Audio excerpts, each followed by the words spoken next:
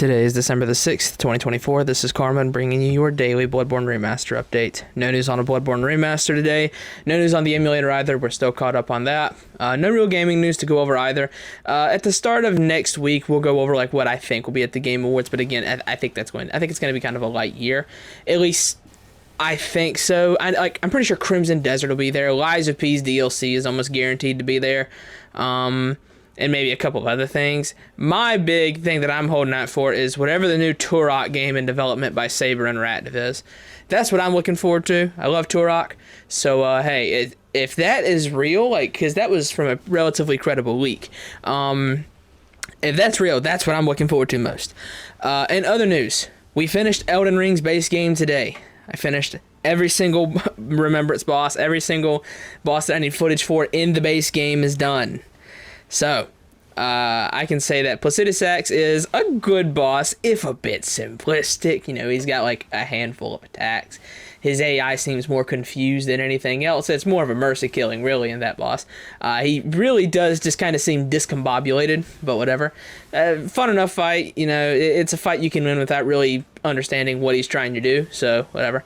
Malekith was very fun. You know, these are two bosses I'm essentially fighting for the first time, because if you do not remember, I was just drunk doesn't even describe what I was in that stream.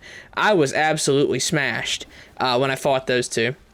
But Malekith was harder when I wasn't drunk, funnily enough, which Malekith himself only took like 5, 6, maybe 7 tries. Beast Clergyman is an asshole, let me tell you. Beast Clergyman brings that fight down. I think Malekith himself is a great boss. Beast Clergyman is kind of a mid boss. Like maybe you could say he's good, but I don't think he's particularly good. So he brings Malekith down quite a bit, but Malekith himself was fun. He's got like one attack that's really stupid, but other than that, it's fine. What other Remembrance bosses? Oh yeah, Millennia. I killed Millennia. I was going to stream that tomorrow, but I ended up just killing her today. Millennia, I mean, solid enough for me to say it's Millennia. Yeah, I mean, I don't really know what to say about that other than, yeah. Godfrey, I think, is probably the best boss in the game. I'll say that for sure. I think Godfrey is the best with Radagon at number 2. Godfrey is like the only boss I don't really think has anything annoying to him, you know. Even the bosses in Elden Ring that are really great, like Radagon, Malekith, Rykard, Morgott, Mohg, they've all got at least one thing that's really irritating. Godfrey doesn't really have that. So I think Godfrey's probably the best. Fun boss. Elden Beast is solid too. I like Elden Beast. So yeah, overall, my thoughts on Elden Ring's base game, I'm just going to kind of get it out there. I still think as a whole, I would say it's the second worst Souls game. The open world is just not very well done. I know people are going to love it specifically because it is a From Software made, Miyazaki made Souls game open world. They're going to say it's the best open world game ever created. Even when it's not true. So open world, I would say, is just kind of bad. The boss roster, sure, there are maybe 10 great bosses, maybe 2 peak bosses, and a handful of good ones. The problem is there's a lot of filler in that roster. The one thing Elden Ring excels at more than anything else is build variety. Using a faith build on this run was quite fun.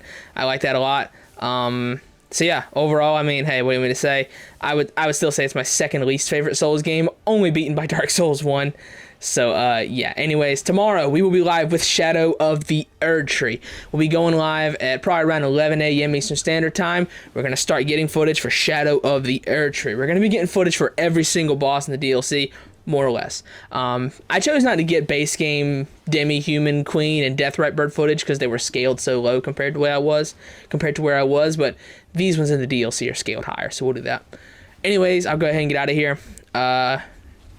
Elden Ring, still don't like it, and whenever I play it again, it'll be an int-based build because this one was Faith. However, I can tell you, I have no desire to play Elden Ring again for like 2 or 3 more years after I get this footage in the DLC. So whatever. I got through it. There were worse ways to play it. I got to give a special thanks to Lorenzo and Yuno. Both of those two gave me good recommendations on my build and just ways to make the game more enjoyable, and that definitely helped a lot. So thank you to Lorenzo and to Yuno. So yeah. Anyways, I'll go ahead and get out of here. no news on a Bloodborne Remaster today. That's been your daily Bloodborne Remaster update for December the 6th, 2024.